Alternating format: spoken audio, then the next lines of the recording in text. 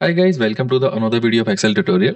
Today we are going to discuss how we can calculate carbon emission in logistics. Here we are going to calculate total carbon dioxide equivalent for total transportation, what is the carbon dioxide equivalent tonnage for warehouse, what is the total one, how much is the carbon cost, and every CO2 equivalent per shipment, and how many trees are required in order to offset the carbon emission, and how much we are reducing from our baseline. We will also check that by transport mode how much carbon emission we are doing. Then we will be checking that in which facility how is my carbon emission. I can see that cold storage has the highest here. Then we will be checking that which scope is contributing more. So basically there are three scopes, scope 1, 2 and 3. I will be talking about it in detail. Then we will be checking that how the trend has been for our carbon dioxide equivalent tonnage week on week. So let's start. So in order to start with the carbon footprint calculator for logistics, we should know that what is a logistic carbon footprint. So the logistic carbon footprint is the total greenhouse gases emission generated by moving and storing goods expressed in the CO2 equivalent. It covers transportation by road, rail, sea or air, and wherever you are doing the storage or the warehousing, how much energy you are using in order to store it and maintaining it at a cold level. And material handling, we use material handling equipment which uses fuel and that generates CO2. So it is usually measured in kilogram or tonnage of carbon dioxide equivalent. E stand for equivalent, and it is foundation of any decarbonization or ESG reporting in the supply chain. Now come to why it matters. So in EU CSRD and California SB 253 and SEC climate rules now mandate emission disclosure for many companies. Customer pressure is also there. Large buyer require scope 3 emission data from supplier. I will be talking about these scopes. A logistic provider is a scope 3 for its client. Then for the cost saving, if you are going to reduce your carbon emission, you are going to reduce your fuel consumption, and which in turns give you cost saving as well. Then there's a net zero target. So as we know that transportation is itself is around 1/4 of your global energy related to the CO2. So logistic will become a primary candidate in order to decarbonize it and reduce the burden of CO2. And then the competitive is the green logistic always win the tenders, and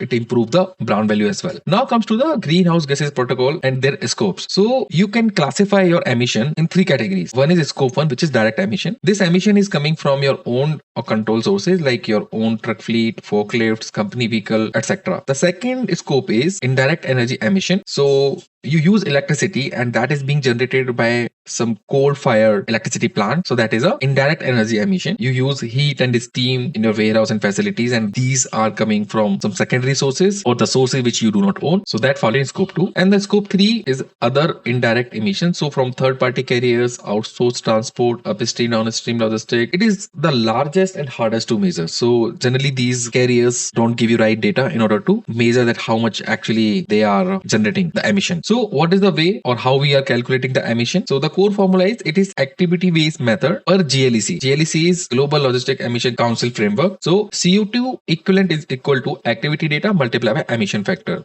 So for each type of activity, we have emission factor. So there are certain standards around it. I will be talking about it and what number or factor you can use it. We will be discussing that as well. So for transport tonnage kilogram method, CO2 equivalent is equal to weight, which is in tons, multiplied by distance in kilometer, multiplied by emission factor. This will give you kilogram CO2 equivalent per ton kilometer. And for transportation, which is fuel based, you need to calculate is CO2 equivalent is equal to fuel consumed in liters, multiplied by fuel emission factor. It gives you CO2e in terms of kilogram CO2 equivalent per liter. And for the warehouse or the cold storage, you need to calculate carbon dioxide is equal to energy used in kilowatt hour multiplied by grid emission factor. And this will give you CO2 equivalent as kilogram CO2e per kilowatt hour. So after calculating your carbon dioxide equivalent, what actually you need to measure in order to analyze your performance. So there are key metrics for it. One is total CO2 equivalent, which is sum of all transport plus warehouse emission. So you can check this against your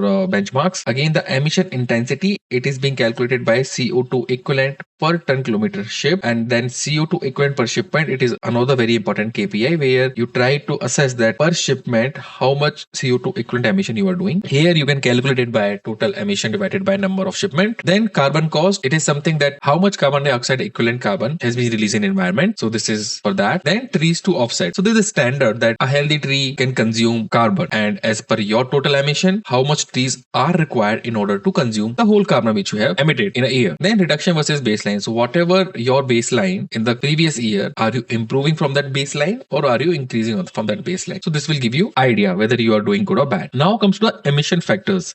So they are typical emission factors as a standard people use. Let's say for air freight, it is 0.5 to 1.50, which is highest. So air freights always emit maximum CO2. Then on road, some light commercial vehicle, which is LCVs, they usually emit 0.30 to 0.80 as a factor. And for the bigger road vehicle like truck and all, you use this factor. Rail, it is usually very low. For sea freight is the lowest per ton km because a sea can carry maximum load in one go. So here the insight is that air is around 50x more carbon intensive than sea per ton kilometer. So if you want to save on your CO2 emission, modal shift is the single biggest lever. Here I'm just talking about certain feature of this Excel template and some color legend. Let's move to the emission factor. So now for your purpose, you need to define in your business use case what is these factors are. Let's say for the transportation emission factor, you need to define for sea freight, rail freight, or road light commercial vehicles, air freight for short haul, and air freight for long haul. What are your factor for kilogram per ton kilometer? You can also classify it for that which scope it fall under. Let's say if you are managing your air freight, you call it as a scope 1. If you are using some third party, then you have to write it as a scope 3. The same way you might be using the fuel emission as well. So in case of diesel, in case of petrol, what is the factor kilogram per liter you will be using? So the number which I am using are the general available data, but as per your experience, you can have some agencies which can give it to you as per your machines. There's a separate study happen which can give you that each of your machine how much kilogram per liter carbon it is emitting, and you can have an average of it. That is how you can come up with this number. But yes, once you have calculated this number, you can write it down here, and then you also need to provide some electricity grid factors like in your electricity grid consumption, how much kg per kilowatt hour the factor is. You will get it from your electricity provider. They maintain it as per standard documentation. They will give it to you. If you see that for the renewable energy, this factor is 0 because that actually do not use anything which emit carbon. Now, in order to just calculate that how much carbon you have generated, what is the price of it? So I'm just taking a standard carbon price in dollar per ton CO2 equivalent is around $85, and CO2 equivalent absorbed per tree per year is around 0.021. This is the standard, and the baseline annual CO2 equivalent tons is around 1500. So we are saying that last year the total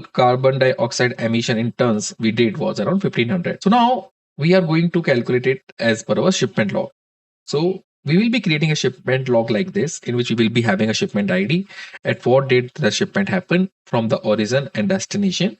Now you need to select the transport mode. So when you select the transport mode, here you will be having a drop down and you can select whatever mode you have chosen and what is the weight of that shipment and how much kilometer it has traveled. Automatically it will select the emission factor as per your transport mode selection. So once you give this input, first it will calculate how many ton kilometer are there, then it will apply the emission factor, and then it will calculate how much CO2 equivalent is being generated by this particular shipment. And once you have it in kg, it will convert it to the tonnage, because if you see that in your transportation mode, you generally get this data in kg per ton kilometer. So here I'm getting carbon dioxide equivalent in kg. I'm converting it into tonnage. I can write it that which scope it falls into as per my transport mode, and then the total carbon cost as per my carbon dioxide equivalent. And then I'm flagging each shipment whether it is a high carbon dioxide equivalent flag or a lower one. So how I'm doing it, I'm just saying that okay, wherever I am having a emission factor greater than 0.5, it is high for me. From 0.1 to 0.5, it is medium, and less than 0.1 is low. So you can change it as per your need and as per your business. But yeah, generally this is the thumb rule. So for all of your shipment data, you can actually classify and calculate that how much carbon dioxide equivalent emission it has created and what is the carbon cost. By using these calculation, we can create this particular dashboard and analyze at a high level how our shipment has been for that particular time period. If you also want to check that how is your warehouse emitting the carbon dioxide, so you can write down all of your facilities and how much electricity consumption you have done, and then you need to take the grid factor which you have provided in this sheet, which is here, and then automatically it will calculate the carbon dioxide equivalent in tonnage. Same way, if you are using gas in a facility, then how much kilowatt hour you have used. It will again automatically calculate the carbon dioxide equivalent tonnage or the gas. And here is the total carbon dioxide equivalent tonnage, and total we have emitted the CO2 equivalent is around 699 ton. So this is how you can calculate the CO2 emission for your warehouse energy and your shipment carbon footprint. And you can track your weekly progress, your scope by distribution, your facility emissions, and emission by transport mode as well, so that you will be updated that where you need to focus on in order to reduce the carbon emission. If you want this Excel, I am going to link it in the description. You can get it at a very minimal price. Hope you like this video. You can suggest any topic. We would love to create one. Thanks for watching.